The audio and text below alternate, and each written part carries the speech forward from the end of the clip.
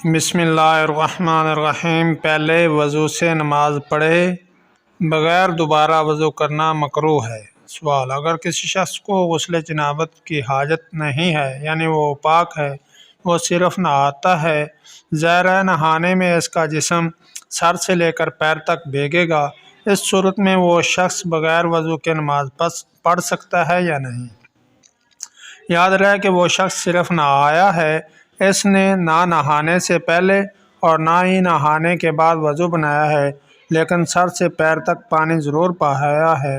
جواب: غسل کرنے سے وضو ہو جاتا ہے، اس لیے غسل کے بعد وضو کرنے کی ضرورت نہیں، نماز پڑھ سکتا ہے، بلکہ جب تک اس غسل سے کم 2 رکعت نہ پڑھ لی جائیں یا کوئی دوسری عبادت جس میں وضو شرط ہے ادا نہ کر لی جائے، دوبارہ وضو کرنا مکروہ ہے۔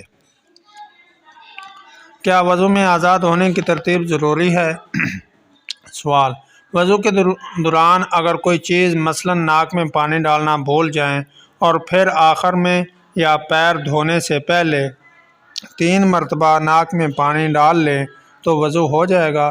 جواب: ہو جائے گا۔ گھنی داڑھی کو اندر سے دھونا ضروری نہیں، صرف خلال کافی ہے۔